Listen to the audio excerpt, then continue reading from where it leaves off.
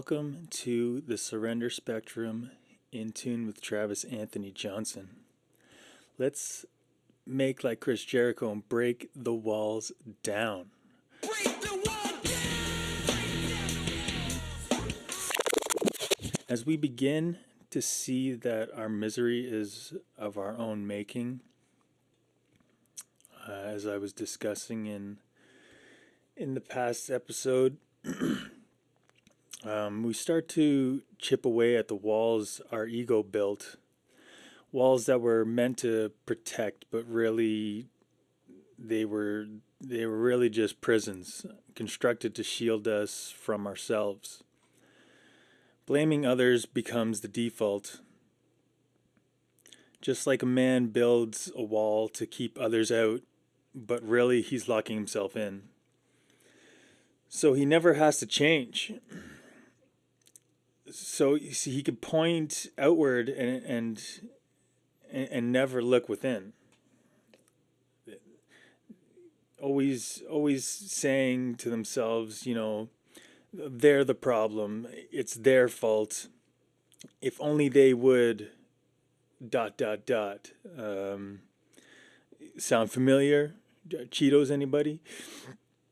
But when we start to crack that wall, just a chip of light coming through, we begin to realize our resentments aren't about them at all. They're really mirrors, mirrors showing the shadows of our ego, the shadows that our ego has been hiding. The ego, man, it's slick.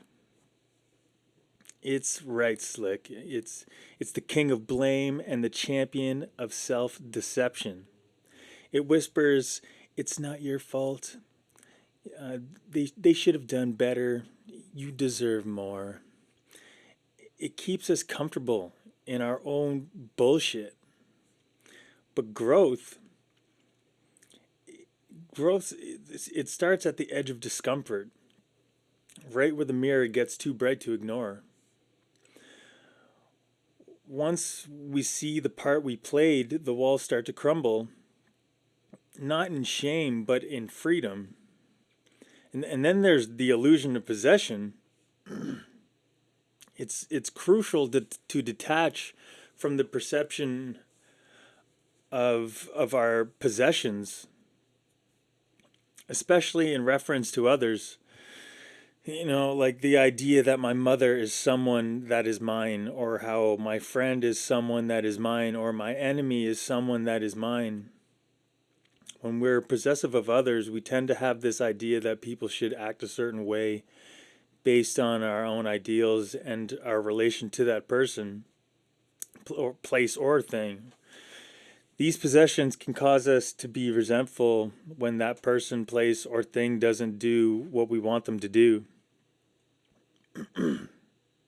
We have to realize that these people are just humans that are doing the best based on their own experiences.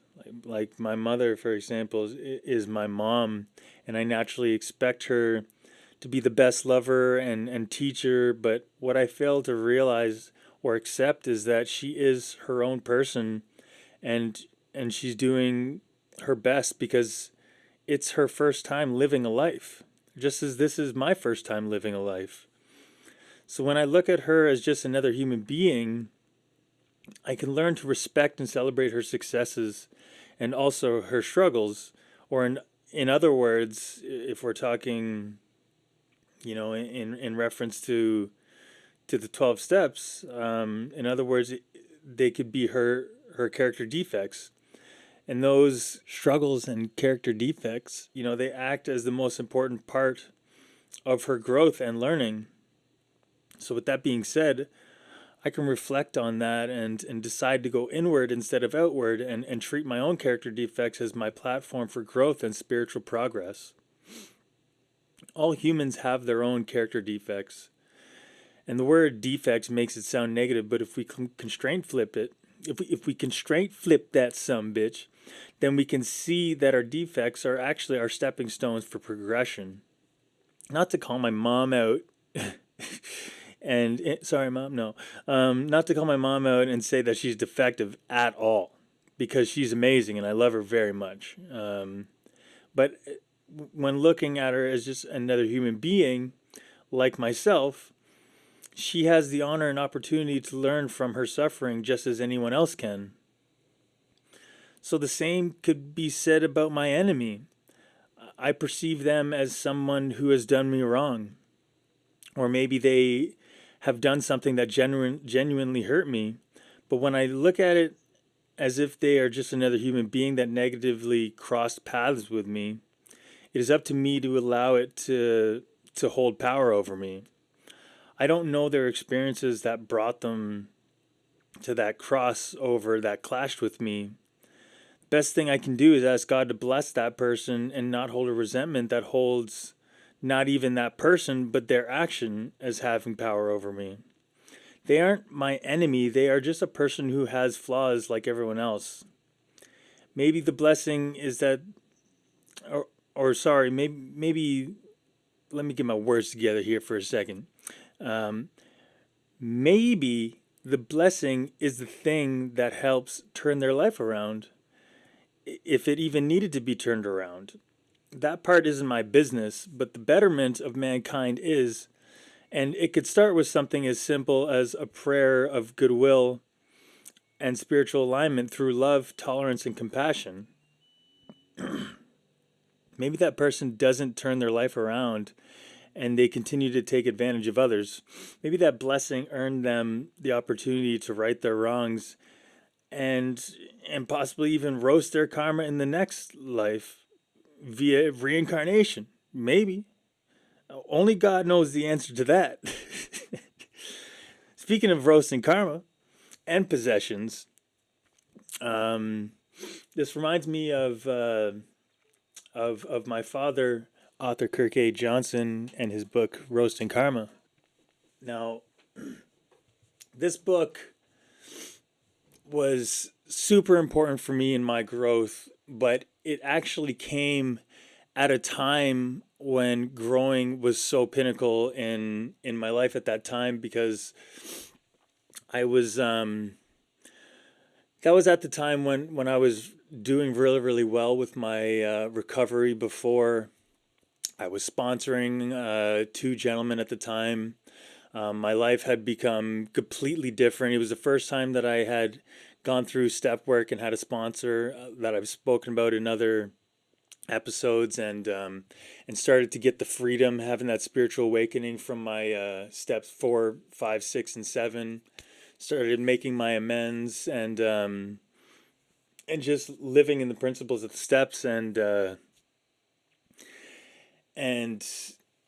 think I was saying in the other episodes that I had held stuff back, and my sponsor called me out on a few of them, but a few of them slipped by because my ego is a tricky son of a bitch, and it caused me to hold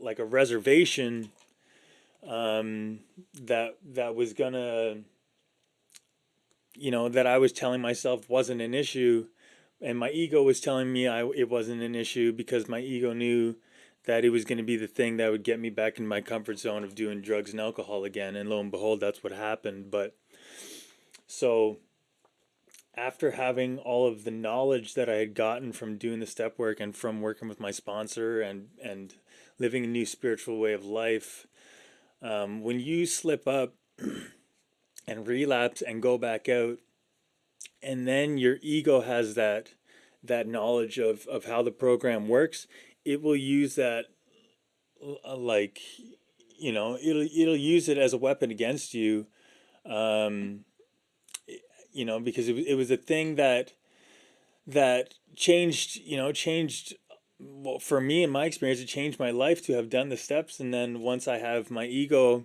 using it as ammo, it's trying to psych me out in every which way. And so, you could start going through the step work again once you've relapsed. But for me, I was having a hard time having a new experience with it. And I was really getting caught up in in my own head, because I was like, okay, like this doesn't work. it did work, and then I slipped up. So obviously it doesn't work because that's where I'm at now. And and I decided to hit the reset button and go to detox, to the withdrawal management facility, and it was there that I brought my father's book that had already been out for like 5 months, and I brought his book, and I could not bring myself to read it. I For the life of me I could not read it, and I couldn't figure out why. But it hit me eventually when I was at detox that I have this possessiveness for my father that was keeping me away from reading the book from a selfish standpoint. Like, I couldn't read it because I was afraid to see myself in the book that was about his life, which is just absolutely ridiculous. But that's the type of that mindset that addicts have, right? Like, we're completely self-absorbed. And when I realized that maybe I should just read this book from the perspective of him just being another human being, then maybe I can, take myself out of it. And even when I read about myself, I don't have to think about it as being myself. I'm just reading a story about another human being. And that changed my whole perspective on this ideal of this idea of possessiveness and possessions. And it allowed me to read the book. And don't get me wrong, when I was reading it, I could hear his voice saying it, and it made it that much more interesting. But by that time, I had already gotten over the fact and had started reading it. Once I started reading it, I was sucked in. The idea. I'm not even going to get too much into it. What I am going to do is at the end of this episode, I'll add the theatrical book trailer for Roasting Karma, so that you guys can look into it yourselves. But yeah, it was such a paramount thing for me to break away from the possessiveness, because then I didn't look at this book from a selfish standpoint, and that kind of leads into what we've been talking about in this episode. And that's just such an important thing of our own growth, right? Like, I would have never have seen or been able to talk about this now if that never happened, when I was in that detox facility, to see that I was being selfish in almost every aspect of my life. I feel like this journey of faith has led me to trust in the miracles of the universe more than in proven science or medical systems. And I mean, I don't know how I'm getting onto this topic now, but this is where my mind goes, and this is the surrender spectrum. I surrender to the flow of life, and this is where we're going. So, as I was just saying, the journey of faith has led me to trust in these miracles of life that come from putting in the work and trusting in God or the universe. And I trust it more than proven science or medical systems, because what has truly granted me serenity from a sickness of the body, mind, and spirit isn't something rooted in established science. It's rooted in something far deeper. To me, the lack of known evidence about the universe, especially when it's infinite, speaks volumes. It shows me that there's far more unproven science than there is proven. And if God is everything, or else he or she or it is nothing, then the proof of God must also lie beyond proof. The very fact that I've recovered in ways that science can't explain is the proof that faith in God and in the universe has made my recovery possible. That is where I find the real power of the unproven. We live in a world where people are suffering. Excuse me. You may not have heard that one, but you know what? In classic surrender spectrum fashion, um, I burped. Just filling you in. Um, you know, we live in a world where people are suffering. I'm suffering after that one. Pu. No, I'm just kidding. We live in a world where people are suffering while trying to find certainty in what's measurable. And I'm not saying that proven science and medicine don't have value, because they do. And they help for a time. But we need to stop seeing ourselves as individuals living in the universe and start realizing that the universe is a single living being and we are all aspects of it. For an example, in the human body, the kidney may not understand the toenail. The nose hairs might not know the functions of the bladder, but the body works as a whole. I believe when people say we are made in God's image, it doesn't mean we look like a human deity. I think that it means our bodies function just like the universe does, through sacred geometry, through energy, through light, through divine interconnectedness. Earth has theories about what's out there, and even what's on Earth is still being discovered. Science grows, yes, but if you picture that growth as a fraction, a growing number on top over an infinite denominator, we'll never catch up. The only certain proof we have is that the universe is infinite, always expanding, always evolving beyond our ability to define it. So, what if we stop obsessing over the numerator, the part we're trying to prove, and instead trust in the infinite denominator? That's when we begin to experience the true benefits of the whole. Because in the end, science is only part of the universe, and trusting only in what is proven means we're trusting in only a small fragment of what's available to us. I personally, I choose not to live by what is known, but what is infinitely unfolding within and around me. Essentially, spiritual principles are the language of the infinite nature of the universe, the mystery, the unprovable. The sacred geometry in our very being isn't separate from the 12 steps. It is essentially the 12 steps. Because the 12 steps don't demand proof, they ask for willingness. They don't offer data, they offer transformation. So let's break it down. Break it down!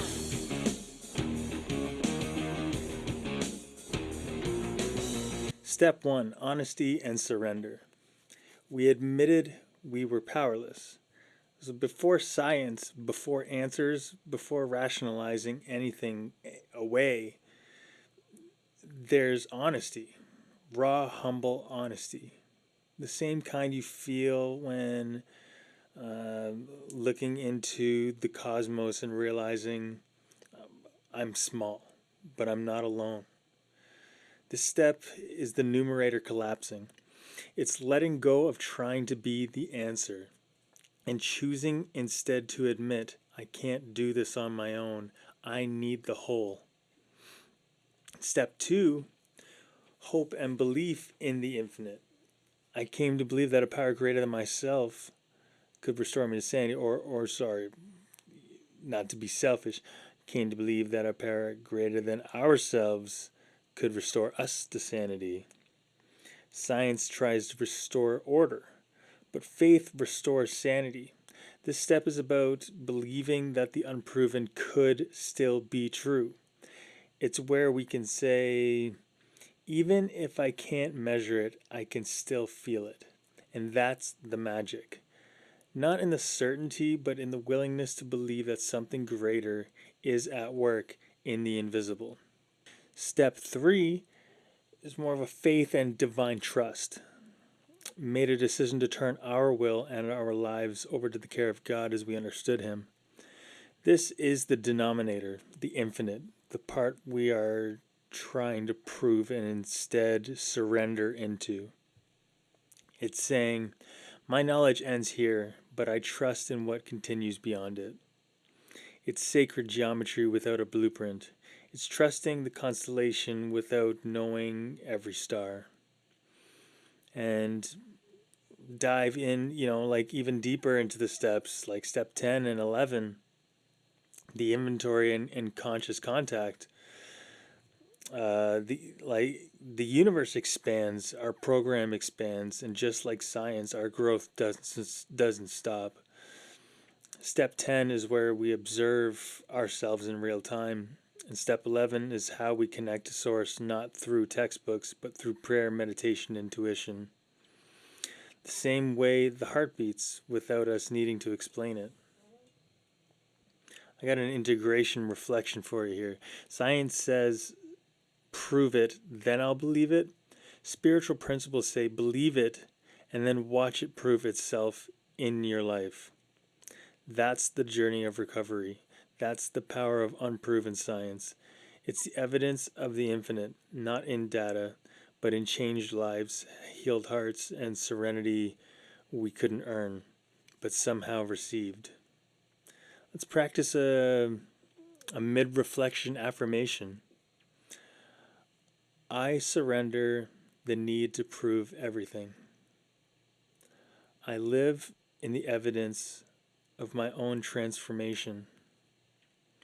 God is in what I can't explain, and I am learning to trust that. Let's talk a bit about compassion, surrender, and the spectrum of miracles. Compassion isn't just about being kind, it's about letting go of our illusions. The ones that tell us we're separate, we're right, we're owed something. Letting go isn't weakness, it's the bravest act of love we can do. Because when we hold on to pain, to resentment, to being right, we clog the channel through which miracles want to move. We mistake control for power, but real power is the power to surrender, to release the story, to forgive someone who never apologized, to bless the person who broke us, to see that their wound might be bigger than our own. Compassion is the frequency of the infinite. When we sit in compassion, we tune into the frequency of the infinite. We step outside the duality of victim and villain and instead say, you are hurting too. I don't know your path, but I know pain and I bless your healing anyways. That is surrender. That's where the miracles start to unfold. Not loud, not flashy, but in quiet moments. Moments where something shifts inside and the war ends. The spectrum of miracles. Miracles aren't always thunderclaps. Sometimes they're soft. A breath without fear, a trigger that doesn't erupt, a tear that falls like a baptism instead of a breakdown. And I love I love to break it down. Yeah. Recovery is a spectrum of miracles. One end might look like surviving hell. The other might be letting your enemy go in peace. But both are sacred. Both are progress. Both are proof. Letting go isn't giving up. It's giving to the universe. When we let go, we're not giving up. We're giving it to God, essentially, to the part of the universe that knows how to alchemize pain into purpose. I let go so that I can be held. I forgive so that I can be free. I surrender so that something greater than me can guide me. This is the miracle mindset. This is the transformation. Not from weak to strong, but from wounded to whole.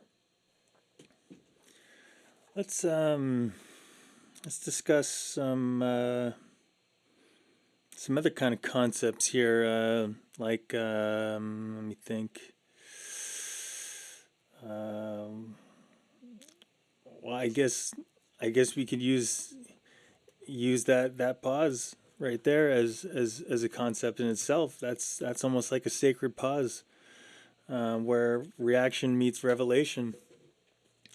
The sacred pause is the moment between stimulus and response, a breath-sized eternity where we can choose spirit over ego. In addiction, trauma, and ego states, we live on impulse. Reacting is survival. It's immediate. It feels like power, but it's often a wound protecting itself. The pause, I mean, that's where God enters the conversation. It's where we stop the ego script. They disrespected me. I need to defend myself. They always do this to me. And instead ask, what's actually happening inside me? What does God want me to do here? Is this pain trying to teach me or trap me? This is deeply connected to step 10, continued inventory and prompt amends. And I know we're kind of jumping into to step 10 and 11, and I guess you're just gonna have to keep tuning in to see, more about those steps. But I'm a scattered brain person, so this is where God's taking me right now. Um, you know, what we just discussed is deeply connected to step 10. And as I was saying, that's, to continue to take a personal inventory, and when we were wrong, promptly admitted it. It's not about perfection, it's about awareness. We don't catch every moment, but when we do, it's holy ground. In neurobiology, this is called response flexibility. In spirituality, it's called grace. And in my world, in T's world, it's quantum breath that changes the timeline. Let's do a little like an integration exercise. The next time I'm triggered, I will pause and choose presence over performance. In that breath, I allow my higher power to guide my next move. And speaking of in that breath, let's discuss the breath as a bridge between worlds. The breath is the only autonomic function that we can consciously control, that makes it a divine interface. It links body to spirit, science to mysticism, now to eternity. Each inhale says, I'm alive. Each exhale says, I surrender. The breath is a loop of trust that mirrors the pulse of the universe itself. In sacred traditions, breath is prayer without words. In yoga, it's prana, the life force.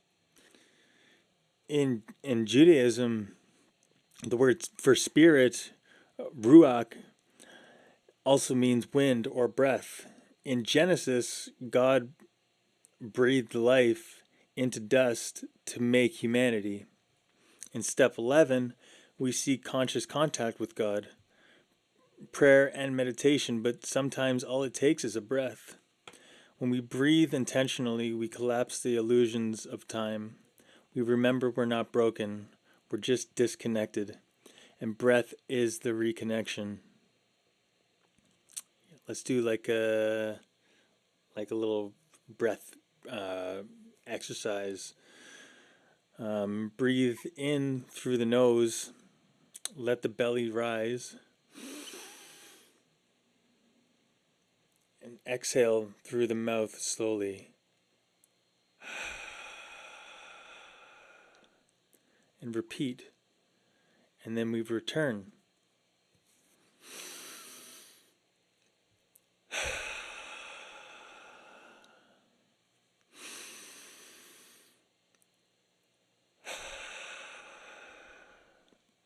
Do this before a tough conversation, before a resentment, before bed. That breath isn't just air, it's God's signal. It's resetting your spiritual circuitry. Another concept is the echo of original intention. Everything we do begins with an intention, spoken or unspoken, but intentions get distorted as they move through fear, ego, habit, and pain. The echo of that original intention stays, though, and sometimes we need to trace back through the noise to hear it. Maybe you started your creative journey to heal, but somewhere along the way you started chasing approval.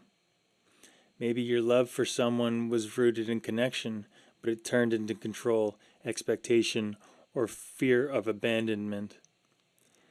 When we return to that original why, we realign with truth. That's how steps 6 and 7 come in. Step 6, becoming ready to let go of defects that distort our intentions, in other words. And step 7, humbly ask God to remove them so that we can return to pure motive. The universe doesn't just want action from us, it wants aligned action. And when intention is clean, even our smallest steps ripple with divine resonance. Here's a reflection question. Or, you know what, let's do a few reflection questions. What did I originally want when I did this? Was it love, safety, expression? How can I return to that purity without the armor? This is what it means to consecrate our motives, to return to the origin frequency, to clean the static and hear the original melody of our soul. Let's do a closing affirmation, because I feel like this was a shorter episode, but it tackled more concepts than I feel like we've gotten in the first five episodes in this one alone. So let's just close it out with an affirmation, because I ain't got no rule that says I got to go to 45 minutes, and I definitely ain't going to 1 hour, even though it has been told to me that people wouldn't mind if it was longer than 45 minutes, because apparently people are enjoying the surrender spectrum, and I gotta admit I'm enjoying them too. So let's close this out together with a closing affirmation. I pause, I breathe, I remember. My reaction becomes response. My breath becomes prayer. My intention returns to love. In this, miracles unfold. I appreciate you joining me as always. And you know how it goes. You gotta stay surrendered, stay in tune. I'll catch with you all next time. Thank you. Take care.